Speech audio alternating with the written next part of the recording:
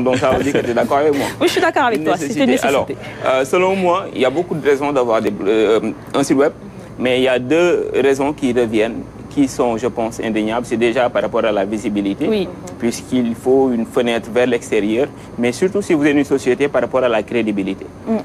Dès qu'on parle de découverte dentaire, peut-être, comme société, les gens vont aller sur le net pour voir si ça existe. Si ça n'existe pas, je suis désolé, mais en tas, les découvertes dentaires, ça ne vaut rien. Donc aujourd'hui, les découvertes dentaires, ça ne vaut pas grand-chose. J'ai une question, même si ça existe sur les réseaux sociaux, en tant que blogueur ou influenceur, sur les pages... J'adore ta question, tout simplement, parce que c'est la question que j'ai demandé à notre coach digital, Aliou Bayo, et il va y répondre. On y va. On regarde cela. Bonjour Kenkeliba, je suis très ravi d'intervenir une nouvelle fois dans cette belle émission de la télévision nationale. Et aujourd'hui, j'essaierai de vous dire d'abord pourquoi créer un site internet et ne pas se limiter aux réseaux sociaux avant de vous donner 5 critères à prendre en compte lors de la création de votre site internet. Alors, pourquoi créer un site internet et ne pas se limiter uniquement aux réseaux sociaux? Alors, il faut savoir déjà que les sites internet et les réseaux sociaux sont tous des canaux qui permettent de vous faire connaître sur internet.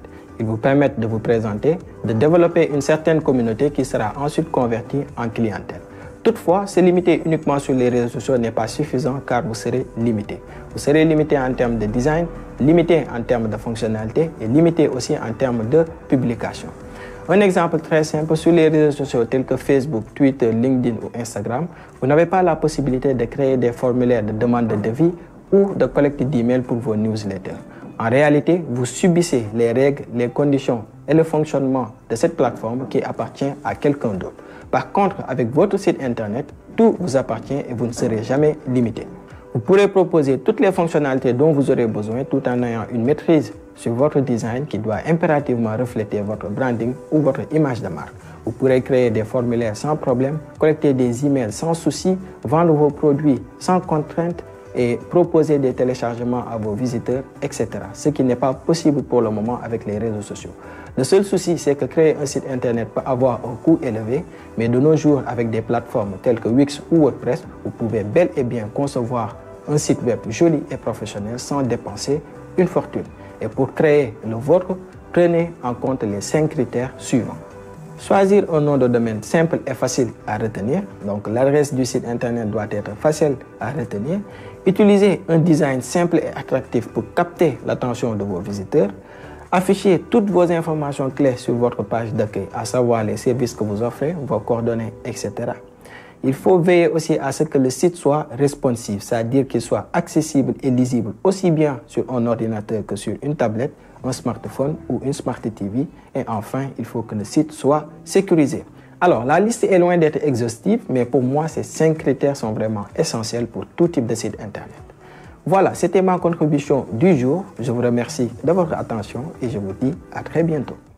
Donc, quand tu n'as plus de raison de ne plus créer ton site web, c'est devenu simple. Je suis obligée, mais je vais faire appel à mon ami Coli, qui me fera, on va dire, des faveurs. Un prix d'amis. Ouais, un prix d'amis. Très bien. Donc, elle ne compte pas payer, c'est ça? Non, elle ne compte pas payer. De la manière dont elle a parlé, elle n'a pas l'intention de payer. J'avais remarqué. Les réseaux sociaux, c'est différent d'un site web. Oui, je pense que la réponse est très, très claire.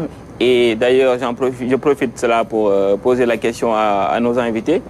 5 critères que nous a cités Aliou. Est-ce que vous pensez que votre site respecte ces 5 critères-là? Oui, exactement, parce que bien avant la création du site, on a fait nos recherches et on a tout fait pour que ces points-là soient les premières choses qu'on puisse réaliser en fait. Okay. C'est la première chose qu'on a fait.